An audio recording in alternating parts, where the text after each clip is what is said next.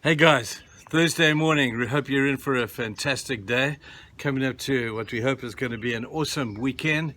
But we've got a public holiday here tomorrow, so I'm sure everybody's looking forward to that. But we're into the story of Joseph as found in the book of Genesis. We've been looking at some of the tests that this good man had to pass in order to become and be what God wanted him to be. I just reflect now quickly on the past. We've looked back at the test of slavery, bad circumstances. He trusted the sovereignty of God. Great thing to do. Everything was determined by, this is okay, that's God's plan for me.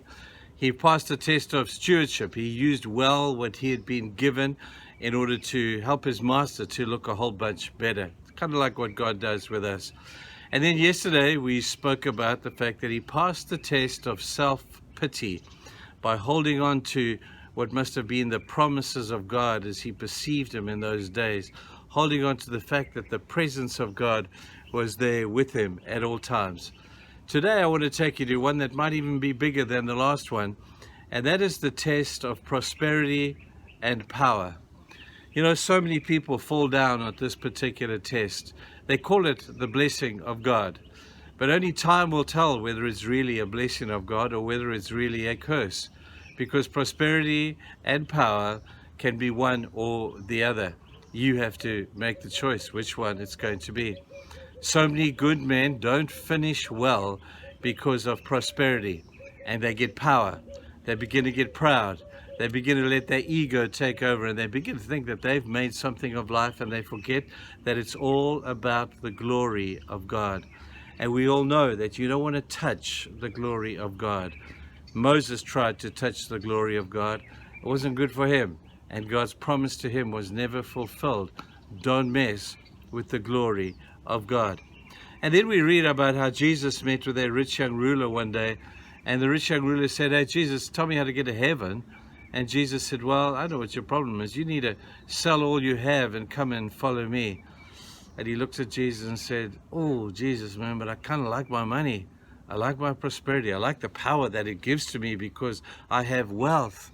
And Jesus said, "Unless you're ready to put that down, get rid of all of that, you're not worthy to follow me." Now, I don't think for a moment that Jesus was anti the fact that this man had money. No, Jesus wouldn't do that. But Jesus is very anti of the fact that if your money is more important to you than Jesus is, you have a problem. In fact, you have a big problem. The Bible calls it idolatry. When Jesus says that you cannot serve two masters, you cannot serve God and your money at the same time. You have to choose. Now I'm intrigued because what we have to ask ourselves is, what is the answer to prosperity? Let me tell you what I think some of the answer to prosperity is. We've spoken about it being God's glory, that you honor God, you give him glory for all that you have in a real way, not just with words. Oh, God be glorified. I give glory to God. In real terms, you give God glory. The second thing is that you guard yourself from the demise that prosperity can bring by generosity. That's why God says give. He loves a cheerful giver. And there's a huge responsibility to those who have money to help those maybe who don't have money. And it's kind of like a law of our faith, is that God honors generosity. God honors those who give their tithe, and whatever your giving system is, honor that, because God honors what you do with your finance. Doesn't begrudge that you've got it. He's given you a gift to make it. Now you've got to use it for his glory and for the good of the people around you.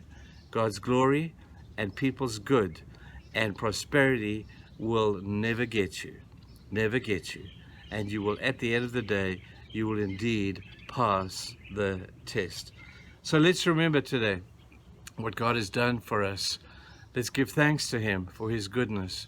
And if you're in a good place financially or prosperity wise, and God has brought with that some authority, some power to you, once you use it well, once you use it to bless people, and above all, bring glory to God. Those two things, God's glory and generosity, are the keys to handling wealth. It'll keep you humble, it'll bless people, and it gives God, God will love it. So just go and do it, people. Just go and do it. Cheers. Bye.